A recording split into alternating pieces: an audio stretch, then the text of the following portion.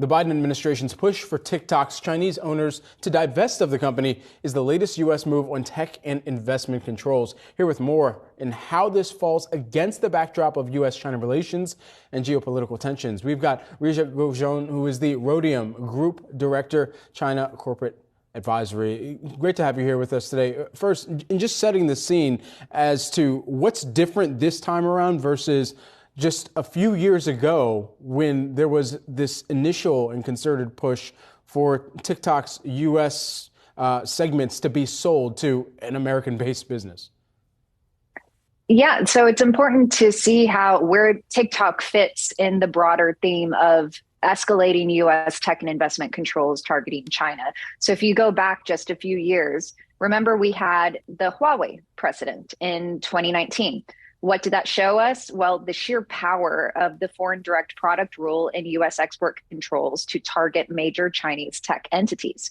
Then we had the October 7th, 2022 semiconductor controls, which effectively have frozen in place China's development of advanced semiconductors. Now we have this growing potential for forced divestment or a ban of TikTok. And this is a real, tech success story for China that has become incredibly politically toxic to Washington, as we're seeing on display today. But that TikTok issue that is front and center right now, it is the catalyst, I think, for something much bigger in play, especially as the U.S. has been trying to get to a more coherent data security policy and in pushing forward existing rules that concentrate on securing ICTS, information and communications technology supply chains. So, Riva, do you think a ban of TikTok in the U.S. will happen? Do you think it should happen? And what then would be the reaction from China? Well, if you just look at the tenor of the debate in Washington, it is hard to see how TikTok CEO is going to sway lawmakers at this stage. The Department of Justice and the White House there have been working on trying to figure out a solution to this. Oracle has been a big player in this, trying to work with TikTok and see, okay, what is the data localization solution? What is the algorithmic transparency solution? Tons of resources have been poured into this. But even if you came out with some kind of middle ground solution, will it even be politically tenable at this stage? And that's going to be really tough. So the political trend is moving toward a forced sale or worst case ban. But as you point out, China has a vote in this. And this is where, China is on the defensive now in the face of all of these different building tech and investment controls. China has its own export controls, particularly when it comes to personal interactive data algorithms, which it updated more recently. And so it could decapitate a TikTok forced sale by exercising those export controls.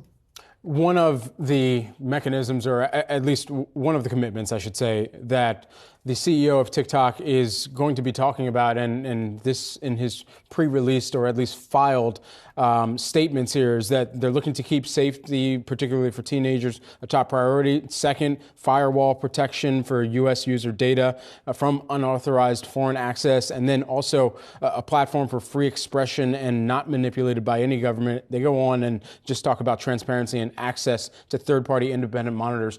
All of these factors considered, and kind of dovetailing off of what Julie was asking, not only will this be enough to appease lawmakers, but how can TikTok uphold this across not just the U.S. jurisdiction, but every jurisdiction that allows them to operate? Exactly. And you've already seen a number of different restrictions tighten at the state level. It's even spread beyond the U.S., where some European countries have gotten on board. With some of those restrictions as well on TikTok. So, it's revealing a deeper insecurity around where there may be holes in those firewalls, how to protect personal sensitive data. And then there's that mega issue of where there is a nexus with the Chinese government and the Chinese Communist Party, which is a very hot topic for Congress. If you just look at the policy debate within the House Select Committee that's focused on China right now. And when it comes to that concern over influence campaigns, it's very hard to mitigate that risk through the types of proposals that have been raised so far. So again, it's just hard to see what's a politically tenable middle ground solution in this debate. Riva, are there other apps that all the conversation is around TikTok, but are there other ways? I mean, certainly there are other ways that China has of surveilling U.S. citizens and gathering intelligence, right? So is the U.S. making a mistake in focusing so much attention and energy on TikTok itself? Well, like I said, TikTok is the catalyst, but there is something much bigger in play here. So on March 7th, Senator Mark Warner introduced a very important piece of legislation called the Restrict Act. And this is an act that is very focused on ICTS supply chains and data security. And many have kind of looked at the headlines of that and said, oh, well, this is just about social media platforms. It's just stemming from the TikTok thing. Yes, but it's way more than that. This is a piece of legislation that has heavy bipartisan support. It got immediate White House endorsement. So this has real traction. And the rules are written in a way that would apply toward any ICT product or service where a foreign entity of concern is involved.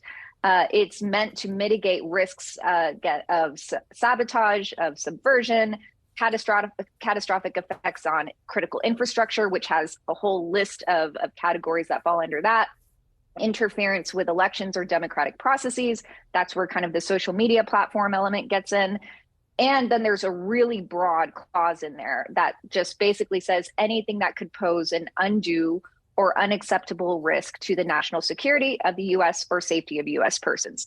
This is meant to be a catch-all. So imagine if this piece of legislation were in play 4 years ago, that would have captured Huawei. It would have captured ZTE, major telecom firms. TikTok is now in focus, but it's important to now look forward to where else this could go. When you have such a foundational legislative framework like this, think about fintech platforms. You've got Alipay, you've got WeChat, major cloud platforms that are China-based. Interconnected softwares, we're moving toward a more digitalized economy, distributed networks, and biotech manufacturing. There are lots of applications where there are a range of risks in play, from personal data security, cybersecurity, influence campaigns.